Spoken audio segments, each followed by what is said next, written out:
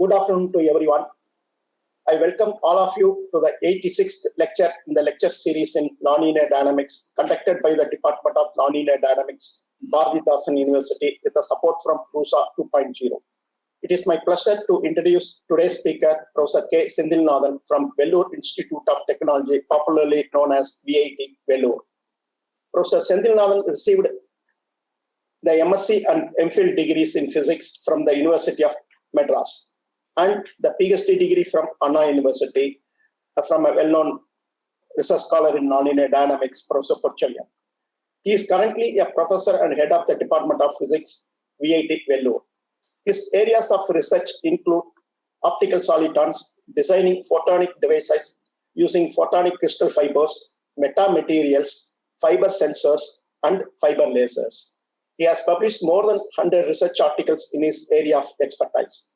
So with this short introduction, now I invite Professor Senthilnathan to deliver his lecture. Over to you, Senthilnathan. Yes, sir.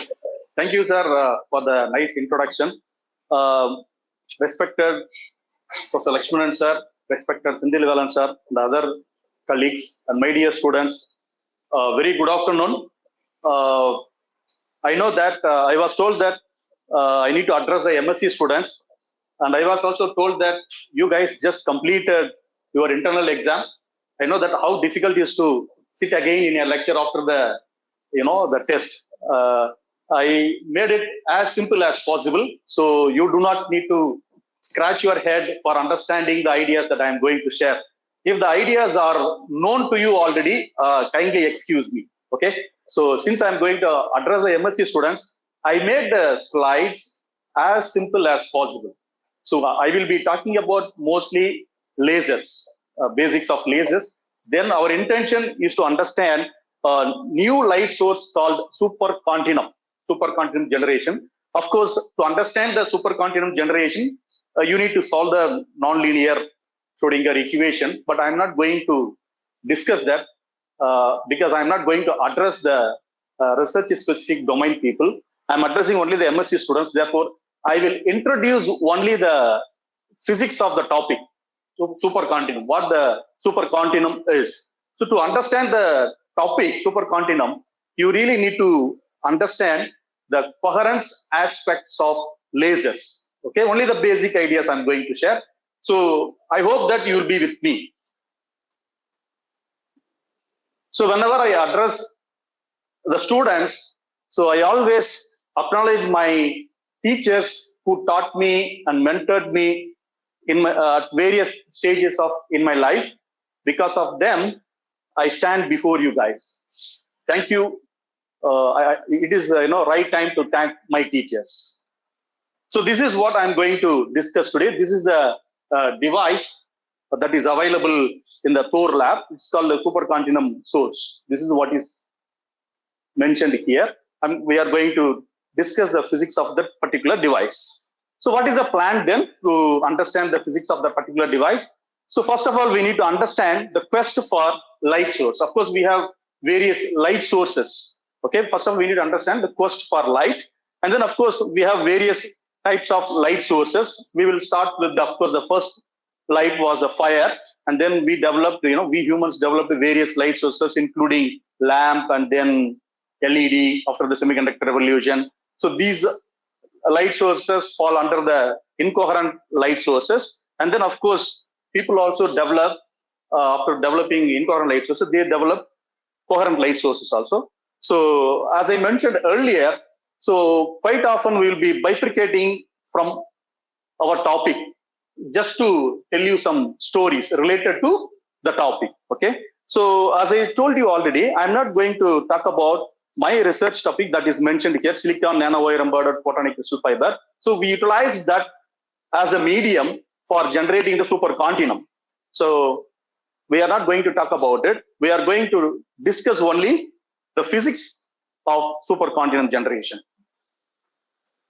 Okay, first of all, we need to really understand why light matters. Okay, what is the importance of light? Of course, you are aware that for the existence of life on the planet, on this globe, light is very important. The fundamental idea is the photosynthesis, without which we cannot imagine our life, right? That is the first thing. And of course, does the light have application? Yes, tremendous application. Okay, light has, it has revolutionized the society through in various branches of science, engineering, medicine, in all the branches, right? Simple example, just to convince you, just talk about the surgery that used to take place 2 decades ago or 3 decades ago. So doctors used to have scissors, knives, for the surgery, and they used to advise the patient to bring someone, relatives, for the donating the blood. It means that blood is getting wasted during the surgery. Nowadays, with the help of laser or with the laser surgery, nothing is available. Surgery has become very, very simple nowadays. Okay. Just few decades ago, the communication was tough. Nowadays, we exploit the laser in the communication system. Okay. So these are some of the examples that I have pointed out. Of course, there are many. Okay. So what I'm trying to convince you is that photonics is going to be the future technology. Okay.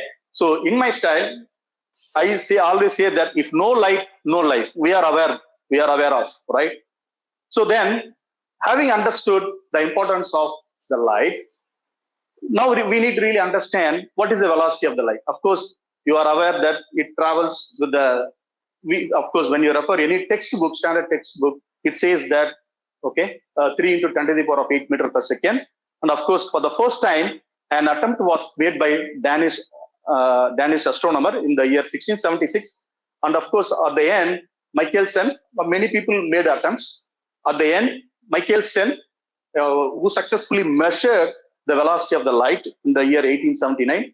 And of course, you are also aware that Michelson and Morley, with the Michelson-Morley experiment, we understand that non-existence of either. Of course, that lays the foundation for the relativity, right? So light is basically an electromagnetic wave, right? So who pondered over this idea? So idea of unification was pondered over by Maxwell. So before Maxwell, people did not understand the connection between electricity, magnetism, and optics. They worked in different branches. So Maxwell was the one who understood the connection between these three and who proposed the idea of unification. Okay. So based on that, he proposed, equations for estimating the velocity of the electromagnetic wave. And of course, you are aware these equations, right? These equations, your teachers used to teach you, right? These equations, and you take the curl of this equation, and you nicely get this wave equation for E component. Similarly, you can also get another wave equation for H component, right? With which you estimate the velocity of the electromagnetic wave.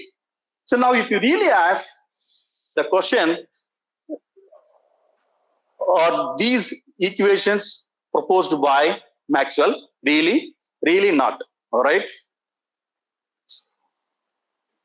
So let us discuss that little later. Of course, the Oliver Heaviside, is it clear? Yeah, it is something.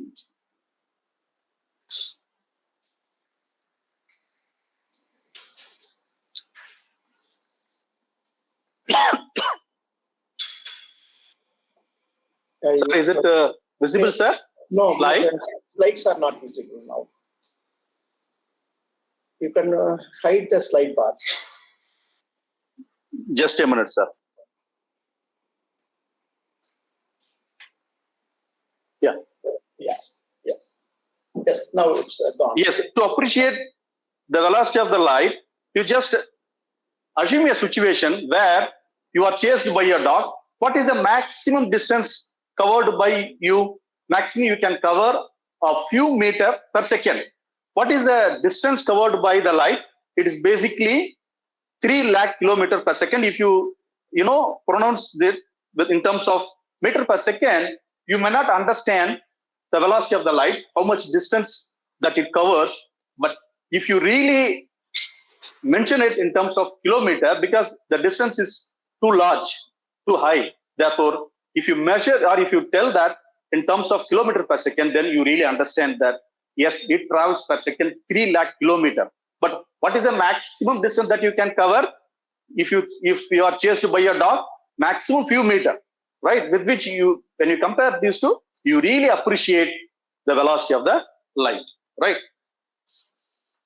Yes, when Maxwell proposed, he proposed actually 20 equations. Now think of your situation, your academic life, when your teacher teaches you all these 20 equations, immediately you will try to run away from the course or you may withdraw, right? So these are the original Maxwell's equations with the 20 variables, okay? So his ideas were based on something called quaternion, okay? So he proposed 20 equations with the 20 variables.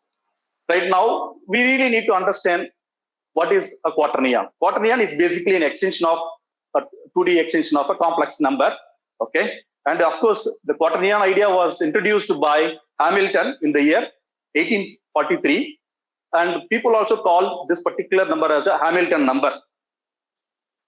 Okay, so let us not discuss all these ideas. I just would like to share this information. In most of the, if you refer recent textbooks, no textbooks talk about the original inventions of Maxwell. So since I am addressing the MSc students, it is my duty to share all these important information with you guys, right? So as I said, is the Oliver Heaviside, this gentleman, he just, for some reason, because of his poor health, he lost his hearing ability when he was around 8 to 10 years when he was. So he was criticized by his friends. So he stopped going to school. And then he's basically, he's not highly educated. Okay. And when he was teen years, when he was around 15 or 16, so he was working in a British cable laying company. And of course, he asked the engineer for what reason the cable is being laid. And then engineer said, just for the transferring the message. He asked how this is being done, how message can be transferred through a cable. Then engineer said, it is possible because of the invention of Maxwell. And then he said, if you really want to understand how message is being transferred in a copper wire, you just go and read the idea proposed by Maxwell equations. Then Oliver Heaviside, he went through the Maxwell's equations. Honestly speaking, he did not understand. This, I'm sharing the original statement. And then he went through several times. He did not understand. Finally, he approached the engineer. And then he said, sir, look, I really do not understand the Maxwell's equation. Can you explain what do they mean? Then engineer also said, I also do not understand the Maxwell's equations. Then he said, still people make use of such equations without understanding. So then he realized that not he himself did not understand, and he also understood that others also did not understand the Maxwell's equation. So immediately he decided to simplify the 20 Maxwell's equations. He is the person who simplified the 20 equations into 4 elegant equations. So we will discuss that, okay? And of course, you are aware that in the end of the 18th century, of course, experimental for the generation of the electromagnetic wave was demonstrated by Hertz. Yeah, this is what I told you minutes back. Oliver Heaviside was the person who simplified the 20 equations into 4 elegant equations. What he did was, so he separated the potential from the field. So he had only electric and magnetic fields, what we see today. So original Maxwell's equations had both fields and potentials. So that was the reason why it was, you feel it difficult when you see the such equations. Okay, so these are the modern equations in the form of differential, in the form of integral. You have integral form and differential form. So we should be highly thankful to Oliver Heaviside and Gibbs for simplifying 20 equations into 4 elegant equations. Okay, but I just would like to share this information also. You know how Maxwell was honored for his wonderful invention? He was working in King's College. Nowadays it is called University of Aberdeen. It is in University of Aberdeen, Scotland, UK. He was actually fired when there was a financial crisis during his time. He was basically fired from his job. This is how Maxwell was honored. Okay. Yes, right now we understand the light, we understand the velocity.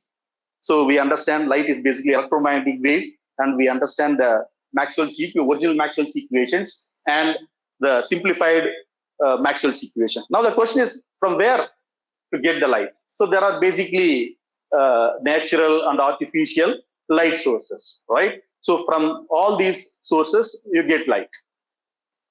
Okay. Now, why is it important? We human beings, after the civilization, have the habit of invent something all the time. We have the habit of invent. How do we know that? You just look at the lifestyle that we had 20 years back, 30 years back. Did we have the facility or technological development advancement what we enjoy today? No. So we have the sophisticated life today just because of the continuous, invention. So one of such awful inventions of human is a light source, right? So you are aware of this whole story. For the first time, light was not only exploited for the illumination and the cooking purpose, but also for sharing the information, right? So this had happened with our ancestors. Later, after the successful invention of electrical energy, many researchers involved in seeking appropriate light sources in the form of light bulbs. So in this race, you are aware that Thomas Alva Edison succeeded in demonstrating the incandescent light bulb with the carbonized bamboo filament. Note down, okay? Not with the tungsten. Later, tungsten was introduced by General Electric Company, right? So this is the next step in the development of light source, okay? We had light bulbs, right? And of course, at this juncture, I just would like to, many of you are aware, but still I would like to emphasize this story. You might be knowing an intellectual war between Thomas Alva Edison and Nikola Tesla, right? So what is the take-home message? Actually, he wanted to suppress the invention of Nikola Tesla. Therefore, he passed the electric current to the animals, and he claimed that, Thomas Alva Edison claimed that AC is going to be the dangerous, okay? So now I would like to clearly tell you that what is the take-home message here? Take-home message is that if you want to highlight your research inventions, don't put others' work down. That is an important point that you should learn. You should have professional ethics, okay? You should learn to highlight your work, not by putting others' work down. This is what my intention is not to put the Thomas Alva Edison down. I'm just trying to share what had happened, okay? Yes, after the semiconductor, of course, you are aware that in the year 1962, LED was invented after the semiconductor revolution, right? So this is another type of light source. So far, we talked about various types of light sources that work based on, or such light sources are incoherent, okay? Then researchers, they wanted to find another light source, namely the coherent light source. So an attempt was made. Along this line, the laser was invented, okay? So let us now talk about the basic ideas of new light source called laser light source, okay? So when I asked my students in the class, what is a laser? They immediately tell that light amplification by stimulated emission of radiation. It is only the expansion of laser. But laser is basically a quantum mechanical optical device that amplifies light by a process called stimulated emission. So this is the proper definition for a laser, okay? So of course, the inspiration came from Albert Einstein, who proposed the idea of stimulated emission in the year 1917. Remember, the first workable laser was demonstrated in the year 1960 by Theodor Maiman. It took almost 40 years, okay, 40 to 43 years for demonstrating a new device. People did not understand what Albert Einstein was trying to convey to the scientific society. Even Albert Einstein did not think of inventing a light source by exploiting his idea. Of course, by exploiting the stimulated emission, 1954, Charles Towne and Arthur Scalo demonstrated the maser, amplification of microwave. Optical maser, that is in the form of laser. Optical maser is nothing but laser. Okay. So they proposed the idea in 1957. They published a theoretical design, Arthur Scalo and Charles Towne, but they did not come up with the workable model, first working model. In 1957, Gordon Gaut, who proposed the idea of optical resonator, especially the Fabry-Perot optical resonator. And as I said, though the first workable maser was, invented by Charles Towne and Arthur Scalo in the year 1954, and they also talked about how to design, how to extend the amplification of, the visible portion. They extended that idea from maser to laser theoretically, but they published a paper in the even physical review. But it took for some time for them to come up with the experimental demonstration. Finally, okay, in the year 1960, Theodor Meyman demonstrated the first workable laser, that is a ruby laser. So I told you already what is a laser. Who coined the word? Gordon Gaut. Okay, and the laser was not coined by Charles Towne or the Scalo or Theodor Meyman. Theodor Meyman, who demonstrated the first workable laser. Now the question is a laser an amplifier or an oscillator? That is a question. Okay, but laser is basically an oscillator because it has a feedback mechanism, right?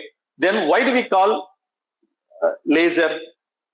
Now we say that laser is basically an oscillator. Whenever you say helium, neon, laser, it should be helium, neon, laser, oscillator. So oscillator is a redundant. Okay, so we don't use it quite often. We use only. So if we agree that it is an oscillator, then it should be called as LOSER, right? Not LASER. Laser is not an amplifier. It is more than that. It is basically an oscillator. Then it should be called as LOSER, loser, not laser. So the word LOSER doesn't look nice. Therefore, they just wanted to make use of amplifier, right? That also you should understand all these ideas, right? So of course, I just would like to highlight this point. So if you look at the history of science, so it is a long pending patent war. It went up to 30 years, the fight.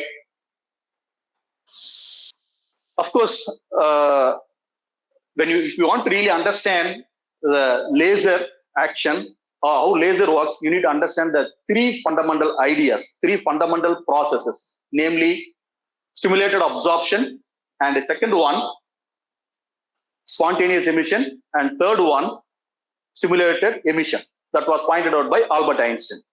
Remember, before Albert Einstein, the two fundamental processes were known to the scientific community. Okay, what are all they? Stimulated absorption and spontaneous emission. These two fundamental processes were known to the scientific community well before Albert Einstein. Keep this in your mind. Now the question is for you, what stimulated Einstein to propose the stimulated emission? Or what was the reason for the Einstein to propose the stimulated emission? That you should really work it out, and that you can answer when you really understand the idea proposed by Max Planck. Okay, I have also given the clue. You just try to find it out. What was the reason for Einstein to propose the stimulated emission? Now let us quickly go through the absorption. You might be knowing, right? The atoms would like to stay only in the ground state, right? So whenever absorption takes place, they go to the excited state. Like us, atoms are lazy like us, right? They prefer to stay only in the ground state, right? So second one is a spontaneous emission. They come back immediately. Lifetime is very short. So this is a spontaneous emission. So as I said, so these two processes were known to the scientific community. So what was the reason for the Einstein to propose a stimulated emission, right? With this process, you get two identical photons. Two identical photons are emitted, stimulating one and stimulated one. So this idea is being exploited in a laser device. So this is the heart. Okay. Yeah, it's a Yeah, please note down this question. What stimulated emission to propose? The stimulated emission. It's only a simple quick recap. Okay. The first one tells you the absorption, and second one, spontaneous emission, with which the photons are being emitted in all possible directions. But in the case of stimulated emission, the photons are emitted and they travel in a particular direction. Okay. Yes. If you really want to construct a laser, you should ask a question, what are the components that I should have? So you must have three important components, namely the active medium, or we call it gain medium. Okay. So here I would like to highlight one simple layman example with which you understand how laser is constructed. Okay. And second one is a source. Of course, what is a medium? Medium is nothing but collection of atoms or collection of molecules, right? So as I said, atoms and molecules, they prefer to stay only in the ground state.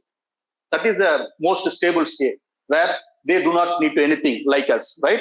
So of course, when the gain, yeah, then second one is a pumping source. So in order to activate the lazy atoms, you need to have the pumping source, right? And third one, you need to have a pair of mirrors for getting optical resonators for achieving the feedback mechanism, right? So how do we understand all these three components with respect to classroom? Okay, as I said, medium is nothing but a collection of atoms or collection of molecules, right? So when you talk about a classroom, in a classroom, of course, we have students and we have a faculty, right? So when there is no faculty, what is your usual behavior? You chat, you fight, you check your mobile. This is your usual tendency. This is the usual tendency of the students. Collection of students in a classroom is nothing but or is equivalent to a medium, right? So when a faculty enters into the classroom, your attention gets diverted or faculty gets the attention. Therefore, you guys look at the faculty. The faculty get the attention of all the students, right? So through the lecture, the faculty tries to excite you intellectually. So excitement takes place. So you absorb the lecture, and then you get excited by the lecture given by the faculty. Okay. So if you understand this laser construction with respect to classroom, of course, we do have every end of the semester, we collect the students from the students for ensuring that teaching and learning process takes place effectively. Right. Similarly, we do have the laser system feedback mechanism, a pair of mirrors like the walls we have in the classroom, right? So you have a pair of mirrors for achieving the feedback mechanism. So these are the important components for constructing a laser, any laser. If you construct, if your medium is a solid, then you call it solid state laser, where you discuss ruby laser, NdOG laser, all these things. If your medium is liquid, like say rhodamine 6G is your, if it is your medium, you call it as it's basically a dye, you call it dye laser. And if your medium is gas like helium neon or carbon dioxide, okay, then you call it gas laser. So based on the nature of the medium, you have a different types of lasers, right? Yeah. This is what I already told you. Theodor Maiman was the first to introduce the workable laser in the year 1960. Yes, people now, researchers develop, in addition to the incoherent light sources, they develop coherent light sources, right? What are the properties of the laser light? Laser light is highly monochromatic. Laser light is highly coherent.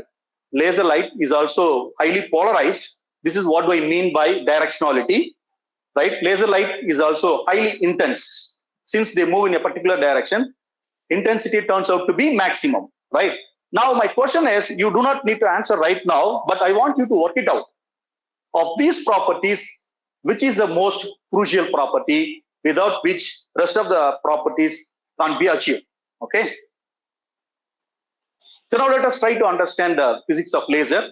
So to understand the physics of the laser, we need to really understand the topic coherence, okay? So I'm just going to explain the idea of coherence using the march fasting, right? In the parade, if you're in NCC, you understand that there is a commander who gives a command, left, right, left. Then when he says left, everybody is raising the left leg. So we have the,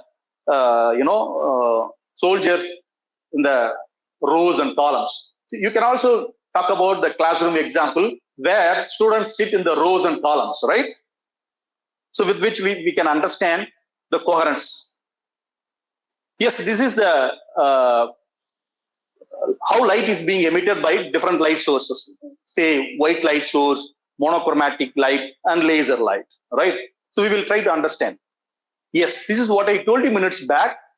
So idea of coherence can be understood with the March fasting. How is that possible? Let's see now. Okay, so in the March fasting, I know that if I raise my left leg, then everyone else in my row also raises the left leg. Okay, so what does it tell you? It means that coherent marching, leads to a kind of predictive power. I'm able to predict. Let's say that there are 1,000 soldiers. I'm giving the command, okay, left, right, left. When I raise my left leg, I know that all 1,000, people will raise the left leg. So I have the predictive power. Okay. Now, in the case of incoherent marching, let's say that we all casually walk after the classroom. Okay, after the class, we just leave the classroom.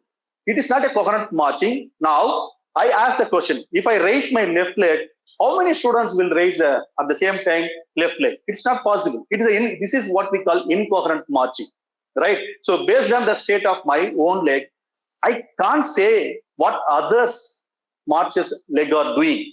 They might be raising the right leg also, okay? So this is what we say. So the incoherent marching lacks this predictive power. So this is what is important, right, in the laser activity. Yeah, for coherent light, if we know the value of the E, right, value of the E, electric field, at one point in space, we can predict the value of E at other points in space. What does it mean? It means that there is a correlation between the values of E at different points in space. For example, right now, I don't know how you guys are sitting in the classroom. We assume I just stand in front of you in the podium and I give you a lecture.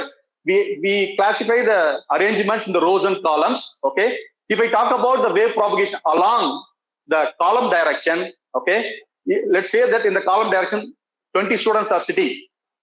If the 19th students leave for some reason, then we say that there is a phase interruption.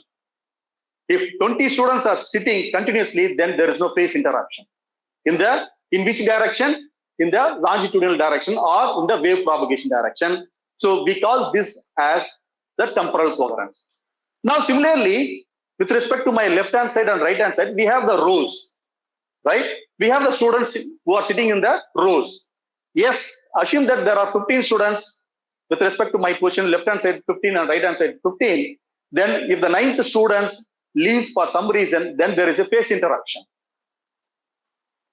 Are you getting my point? This is a very important point with which you understand with respect to the classroom. You can understand. Now, I talk about the phase interruption in the transverse direction.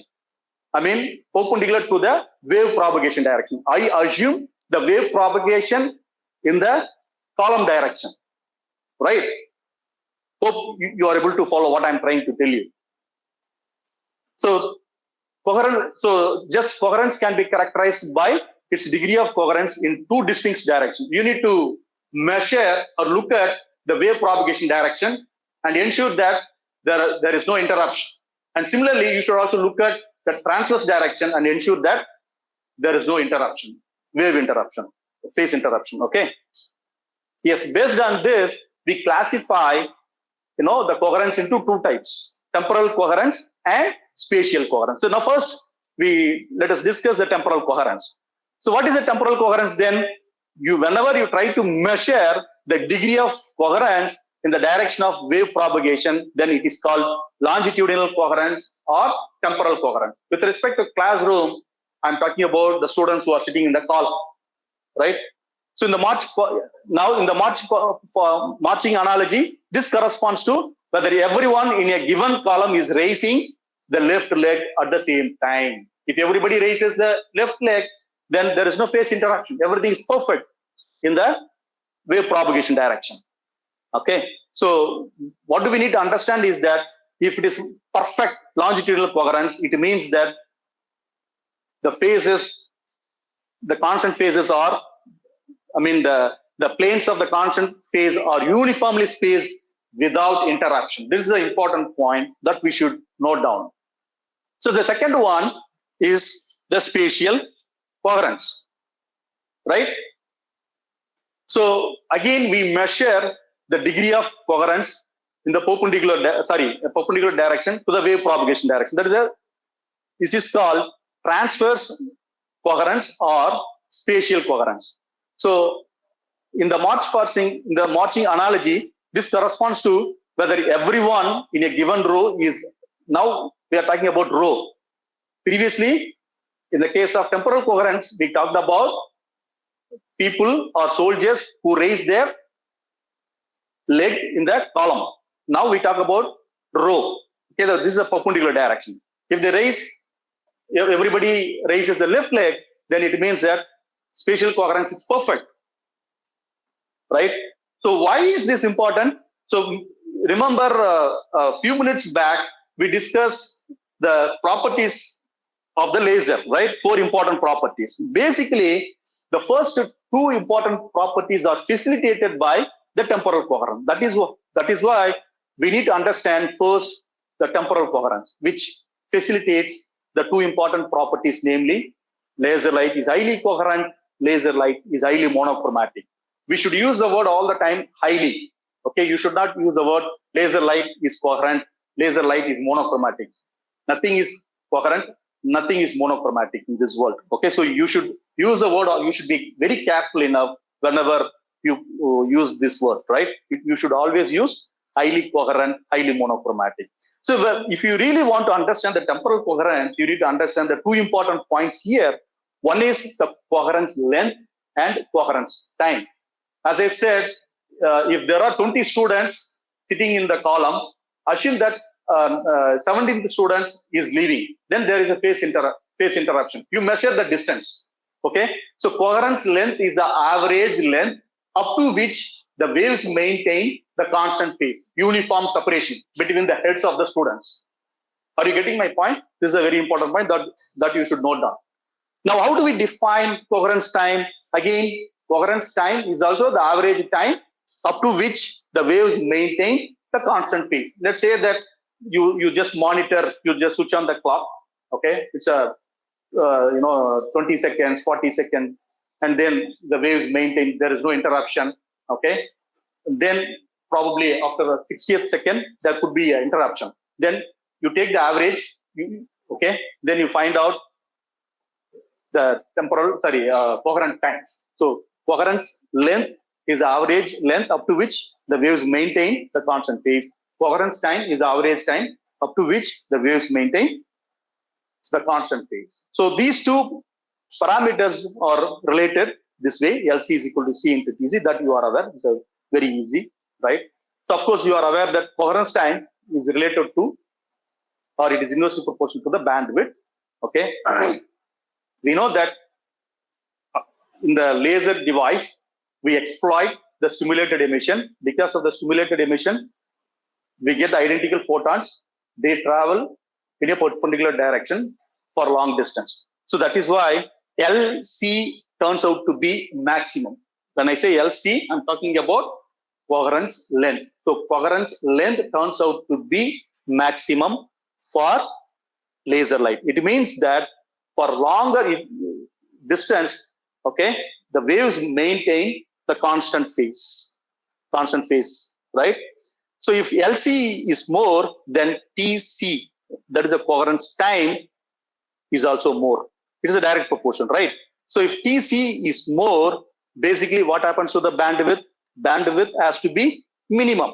That is why laser light is highly coherent, and because of this coherency, the bandwidth turns out to be minimum, and you get highly monochromaticity. Naturally, it happens here, right? So you can see with this simple example, you can understand the coherence length and coherence time, right?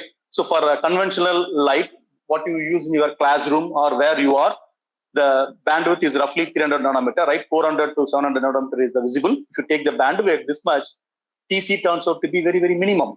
For LED, of course, it varies from 50 to 150 nanometer, right? Similarly, for the laser, the bandwidth is roughly 1 to 3 nanometer. So if you substitute, you find this relation. So for the laser, the coherent length turns out to be greater than the conventional incoherent light sources. Okay, so this is an important point that we should understand. Yes, the next one is a spatial coherence, which facilitates the rest of the two important properties of the laser. One is called directionality, which tells us laser light is highly polarized, and since it is a highly polarized, it basically provides, you look at here, the theta turns out to be, because this is a coherence length in the transverse direction, it is maximum, right? Basically, coherence length is maximum in the transverse direction. So the angle basically turns out to be very, very less.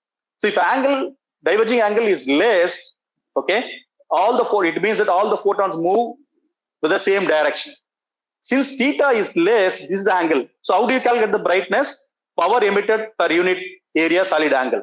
So since this angle is less for the laser light, so if it is less, brightness naturally turns out to be maximum. So this way we understand the 4 important properties of the laser light. Okay. So if you find out the brightness of the laser light, of course, it turns out to be maximum when compared to other coherent light sources. With if you can just look at the tube light or any light, LED light, whose power is around 50 watt or 20 watt, 25 watt, nothing will happen to your eyes. But 100 milliwatt laser, you are not supposed to look at directly with your eyes. It's highly dangerous. It is because of the coherent property. Okay, that's a very important point. Okay, now let us try to understand. Let us try to compare the incandescent bulb with the laser light. Yes, based on our idea, we understand that conventional light is incoherent. That is why the photons are being emitted in all possible. Let me go back and tell you. Yeah, this is an important point that you should note down. For laser light, LC is maximum, therefore TC is maximum. For conventional light, incoherent light, LC is minimum, TC is minimum. If TC is minimum, bandwidth naturally turns maximum. This is what is mentioned here. So you get many wavelengths. Okay, it is basically incoherent and it has many wavelengths.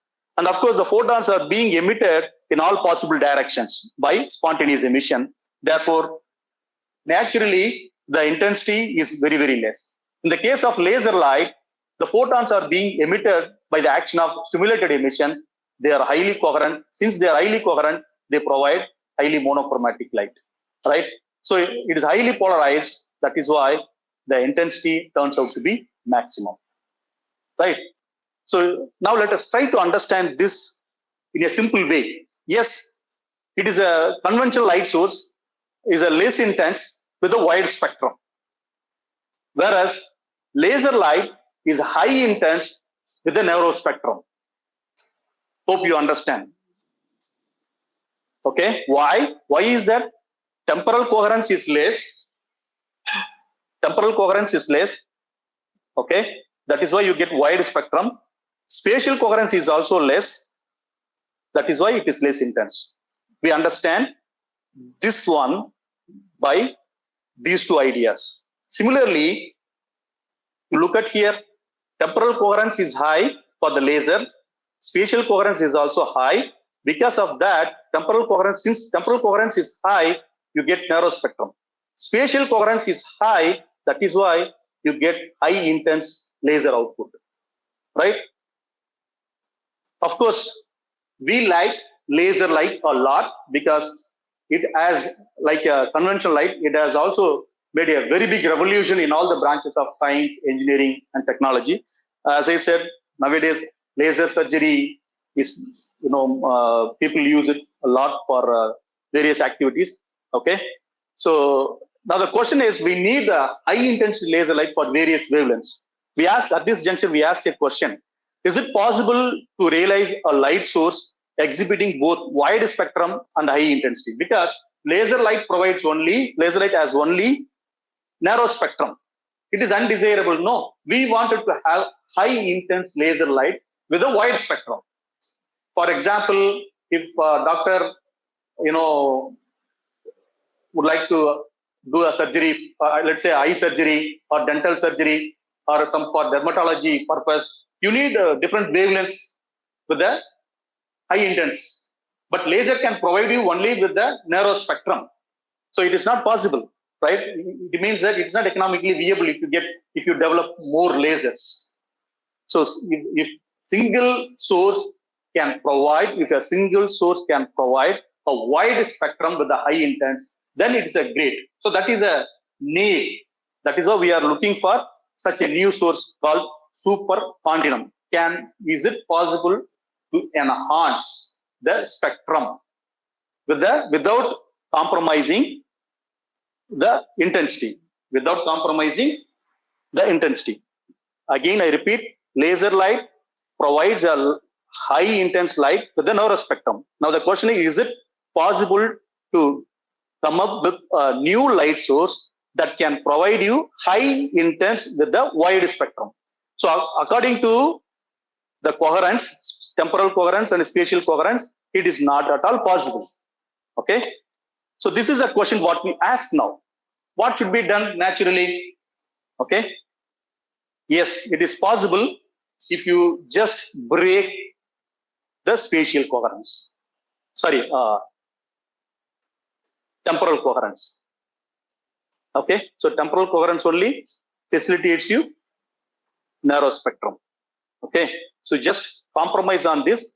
So this is what we used to do numerically. Okay, we use soliton fission, high intense laser pulse, and then of course there is a mechanism that I can show you, but we don't have sufficient time. And apart from that, don't think that just for understanding, I tell you that we need to compromise on the temporal coherence. There is a physical mechanism with which you should do. It is not that easy. So people did that. Okay. Yes, if you can find a mechanism with which if you can break the temporal coherence, then you can enhance the spectrum with the wide, with the maximum, with the high intensity. So such a novel light source is referred to as sunlight laser or supercontinuum laser. Continuum means it represents the spectral width. Supercontinuum means extra or wide spectrum. Okay, so it is also famously referred to supercontinuum laser source is also referred to as sunlight laser source. Why? We just combine the idea laser light, of course, sunlight as a broad spectrum. We take this idea, and from the laser, we take these three. Okay, and then we combine. Therefore, this sunlight laser or this supercontinuum lies as the broad spectrum and the high intensity, highly polarized. Okay, so this new sunlight laser is as broad as a conventional sunlight and as bright as that of the laser. Okay, this is what was first observed by Dudley. Okay, so it's a simple recap again to understand what supercontinuum is. So we know that conventional light source is less intense with a wide spectrum, which works based on the spontaneous emission. And we have a coherent light source, laser, okay, which provides a light of high intense with a narrow spectrum. So we asked a question, is it possible to come up with a novel light source which could provide high intense with a wide spectrum? Yes, it is possible by breaking or by inventing a new mechanism to destroy the temporal coherence. So with which we achieve a new light source which could provide high intense with the wide spectrum. So this is the very simple physics behind this new novel light source. So thank you so much for your attention. So just within a minute, I will tell you what we have done quickly. Okay. So we actually exploited this silicon nanowire. We use this medium for generating the supercontinuum. Okay. So anyway, let us not discuss all these ideas because you need to solve this nonlinear Schrodinger equation. Okay. I'm not going to discuss. Probably it may be a higher level for MSc students. So I'm not going to tell you that. So with this idea, I would like to stop here. Thank you for having given the opportunity to present my ideas in this forum. I would like to thank Dr. Senthilnathan sir, Professor Lakshmanan sir for encouraging me. Thank you once again. Thanks for the opportunity. Thank you, Senthilnathan. Thank you. I would be happy if you have any questions. I would be happy to answer if you have any questions. Students, this forum is now open for questions, clarifications, doubts. Sir, I have a doubt, sir. Yes, please. Sir, to produce a wide spectrum, the material should have that band gap, right, sir? It should able to emit that wide range of spectrum. So the material should have that band gap, right, sir? Okay, actually, if you understand the idea properly, yes, as you said, the band gap decides the color of the light. But here, the mechanism is different. We use a soliton fission. Okay, sir. Yeah. You can actually tune the band gap, right? Yes, We are sir. blessed with the materials with a fixed band gap. We can't change the color of the light since the band gap is fixed by the nature. But still, we learn to tune the band gap, right? This is what we used to do by Okay, infusing compound semiconductors. Students, you may also raise your questions in the chat box if you want. Senthil, there is a question in the chat box. Can you Yes, read? sir. Yeah. Let's come on. Srinidhi, just wait a minute. We will go one by one.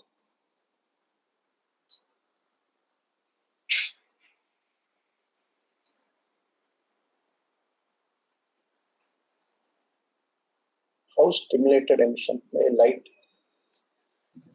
coherent?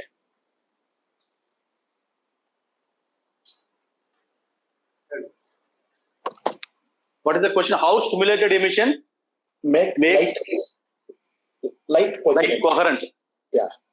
Yeah, actually, what basically happens is that, let me go to this process. It is basically artificial process.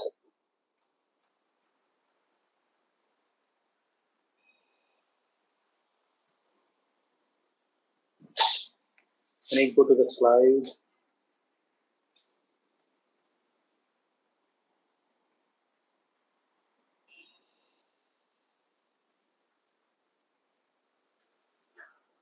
Yes, in the case of a spontaneous emission, okay, they just come back immediately. But here, it is, as I told you, this artificial process, you control. You control. Right now, you have an atom in the excited state. Now, this is being stimulated by the input. Please remember, okay, like a march faster, they should jump only when I say they should jump. Okay, it controls. It's a controlling parameter. Okay, so when it says yes, it stimulates. Now you see, you get the identical photon. In the case of spontaneous emission, it doesn't happen. Listen. Yes, it is being stimulated. Now you get two photons. One is the stimulated one, another one the stimulating one. If you do not do that artificially, okay, you get only spontaneous emission, because in the excited state, they stay only for a short while. It's only a nanosecond, roughly. Okay. Before that, you need to send the input. Okay. It can be optical energy, electrical energy, anything. You need some energy to control it, or especially in the case of lasers, we control with the photons, external photon. You control it. It's highly controlled one. Okay, with which you get stimulating photon and stimulated photon. In the case of spontaneous emission, when the atoms go to the excited state, they just come back on their own naturally. It's a natural process. Nothing happens. You see here,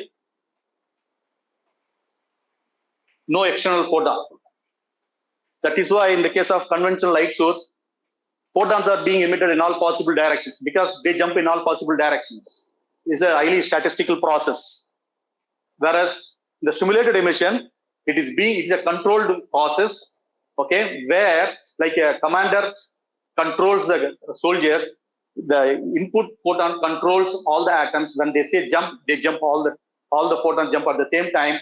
When let's say that 100 atoms jump down to the ground state, 100 photons are being emitted and they move in a particular direction. So to answer your question, it is a controlled process. Any other questions? Senthil, there are 3 more questions in the chat box. Yes, sir.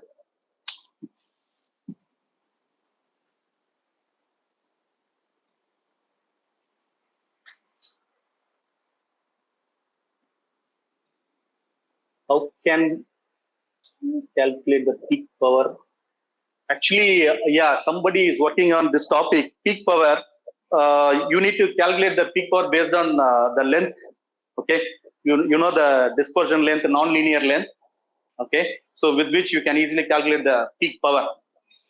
It is already available in the Agarwal book. You please refer. Okay, so you can do it very quickly. You can calculate. There is a question. Using the dispersion length and non-linear peak power, it can easily be determined. Can you elaborate about soliton fission? That was the question the student raised. Aparna. Soliton fission. Yes. Okay. If I need to answer, then I need to go back and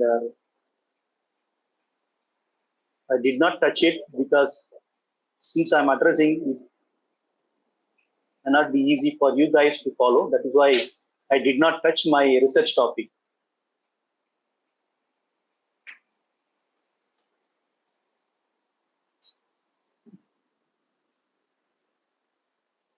Basically, you are aware that soliton, yes, you are probably, I guess, you are working in this field. Okay.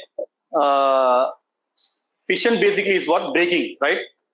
Like a conventional fission that you would have already studied. The same thing, you need to have, there are 2 important conditions. Okay, peak power that you need to calculate.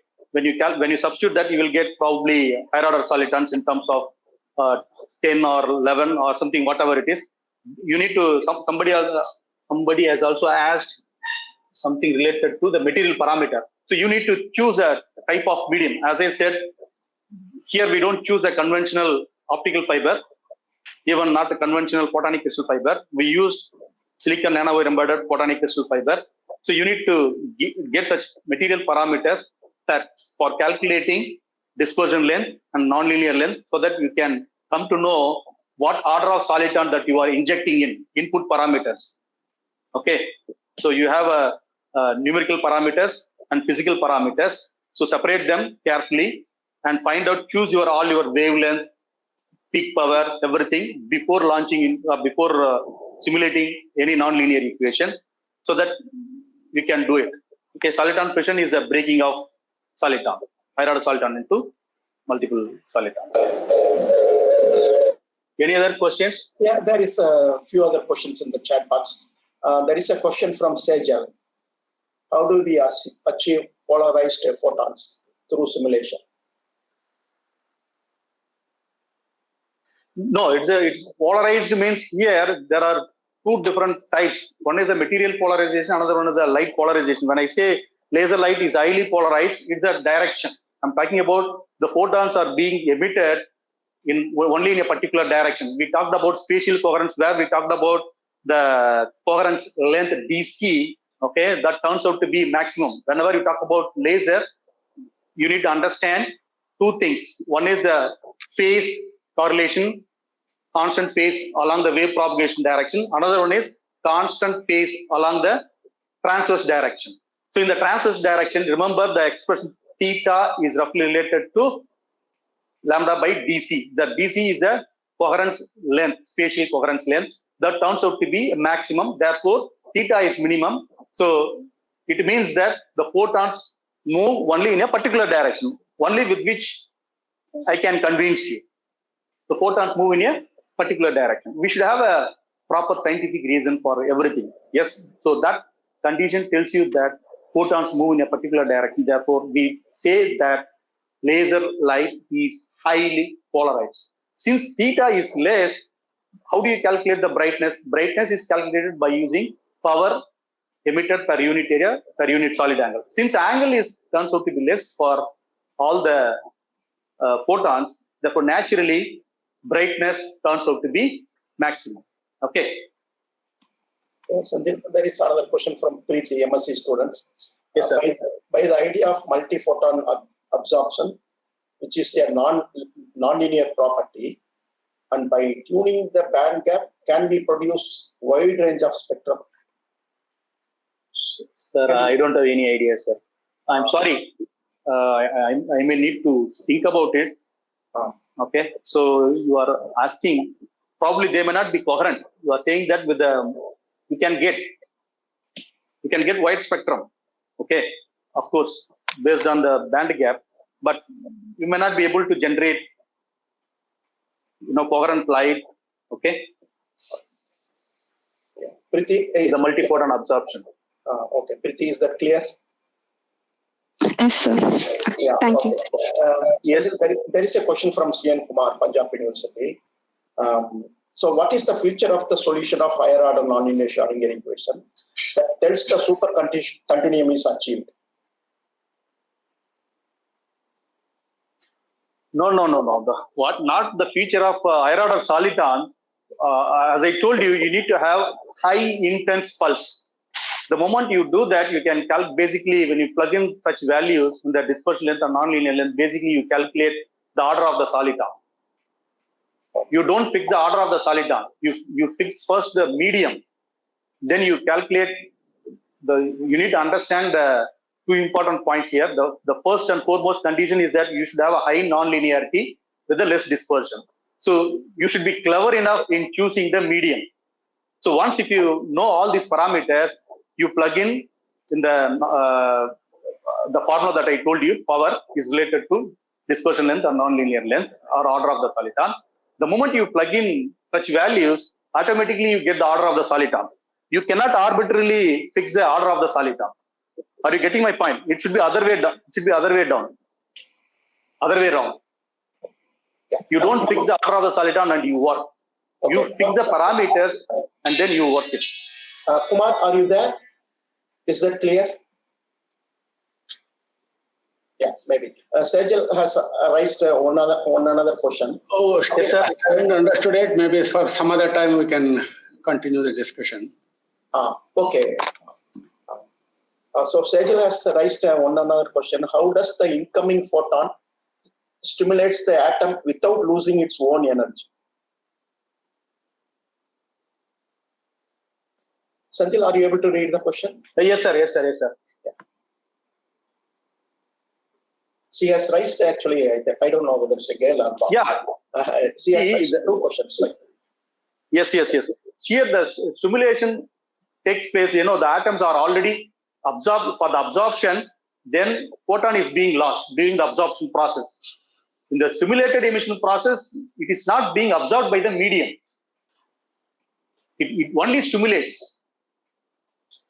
So therefore, there is no point of asking why energy is not lost. If it is being absorbed, energy is being lost. There is no absorption here. So there is no loss of energy. Only in stimulated absorption, photon is being absorbed, which in turn, uplifts the atoms which are available in the ground state. Therefore, energy is being lost. Photon is being lost. But here, in the case of stimulated emission, this doesn't take place. it only stimulates, right? Therefore, there is no loss of energy. Only in the absorption, energy is being lost. Okay. There is one more question from the same student. Why should coherence time be directly related to the coherent length?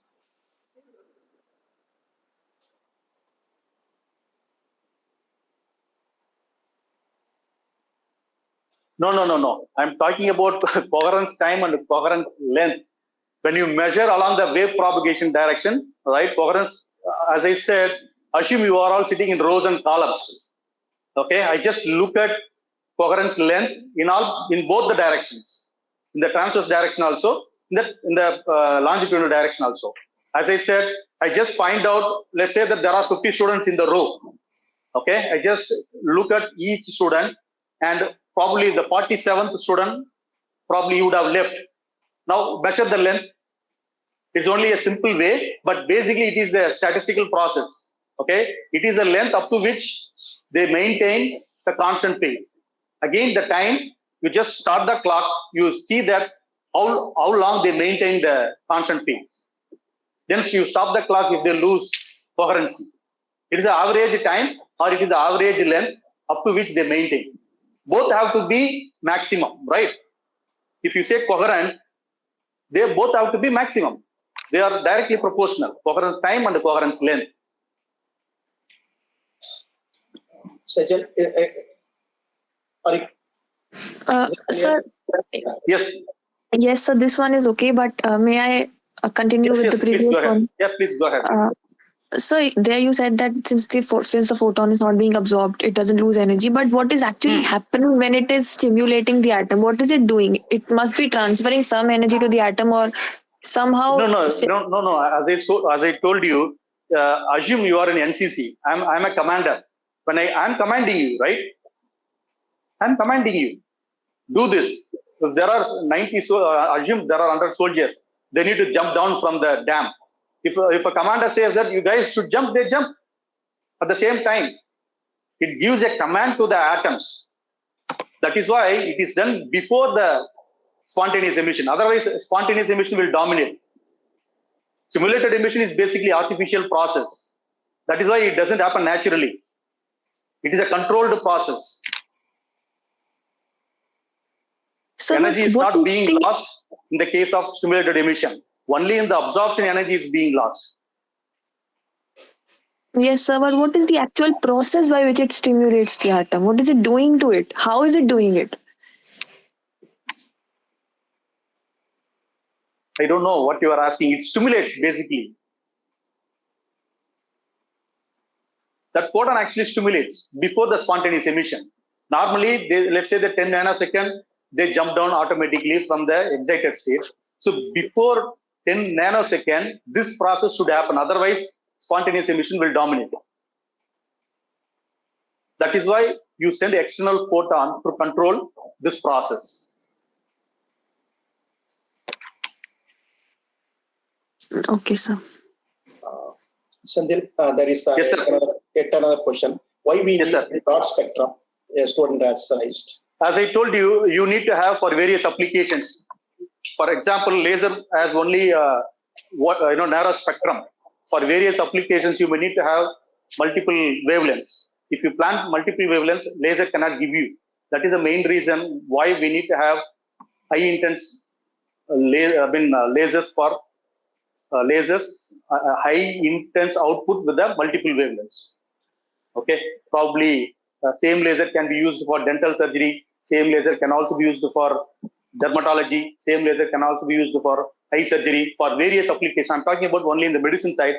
If you plan for engineering side, cutting, welding, drilling, okay, all these things are encarving. Material is not that easy. You just go to any workshop where the cutting and drilling, the cutting or drilling takes place. It is highly noisy. Just go to the YouTube and see how laser cutting, laser welding, or laser encarving is done. It's very simple without noise. So for various applications, you need to have multiple wavelengths. You can't use the same wavelength for all the applications. So it is desirable to have a laser light, high intense laser light for the multiple wavelengths. That is the main reason.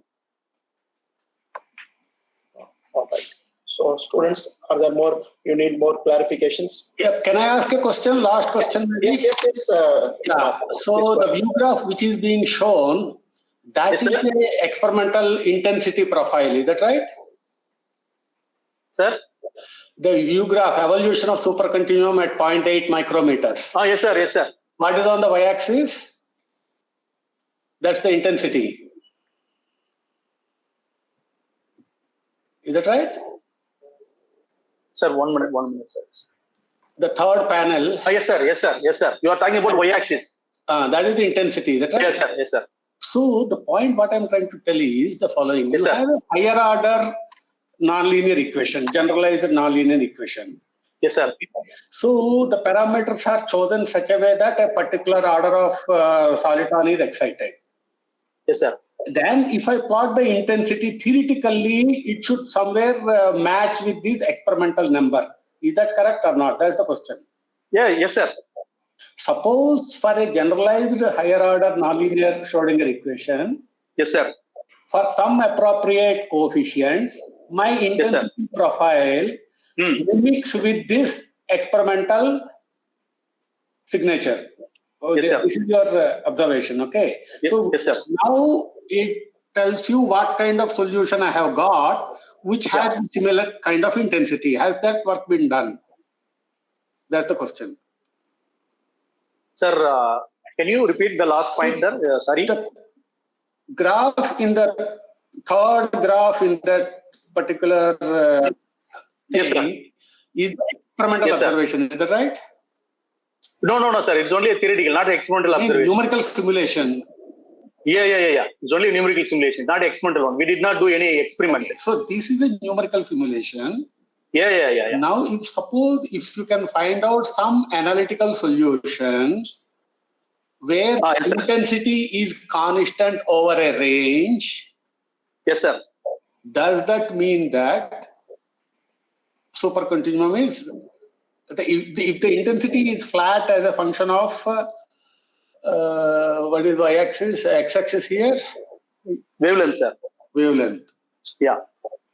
Okay, so I as a function of lambda, if it is constant, does it mean that Yes, sir. Yes, sir. is- So it is a signature of generating the wide spectrum.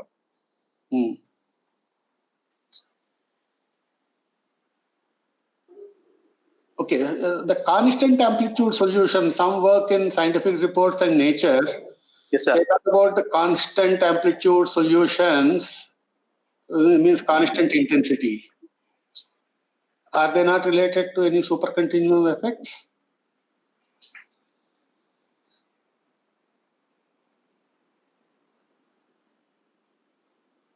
Sir, are you asking a question? Yes. I don't get your point, sir. What are you asking, sir? Constant. I understand that I told you this is a signature of the broadband generation. Okay, I think I am not able to get it clearly, so maybe some other time we can discuss. Yeah. Yes, sir. Sure, sir. Right. So this Senthil, this broadband spectrum occurs in what kind of nonlinear Schrodinger equation? Fifth order Sir? nonlinearity, or what is the nonlinear Schrodinger equation that you consider here? Conventional nonlinear Schrodinger equation, sir. Higher order nonlinear Schrodinger equation. Yeah. So what kind of higher order? It's the fifth order, or is there? This equation. Yes, sir. Yeah. So you again. You have d by dt mod a square and Third order. yeah. Third order nonlinearity, sir. Not fifth order nonlinearity. Yeah. Third order, but you have a dA by dt, a star, and things like that coming. Okay. Thank you. Yes, sir. Thank you, sir. Students, do you have any other question? Doubt? Okay, I think they are waiting for their lunch. Okay, Senthilnathan, since there are no more questions from the students. Yes, sir.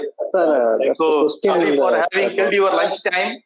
So thank you once again for giving opportunity to present my ideas here. Thank you, sir.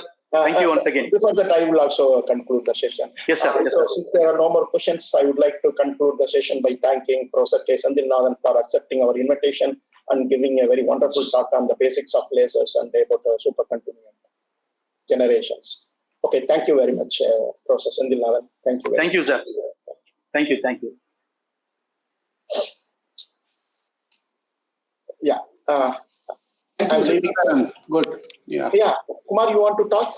No. It's a thank you. I just. Okay.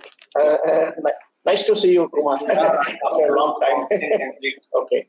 Yeah. Some of the talks I attended, but this I just came to know around 11 o'clock, and I thought I should listen to this supercontinuum part. Okay, bye. Yeah. Okay. See you, Senthil. See you.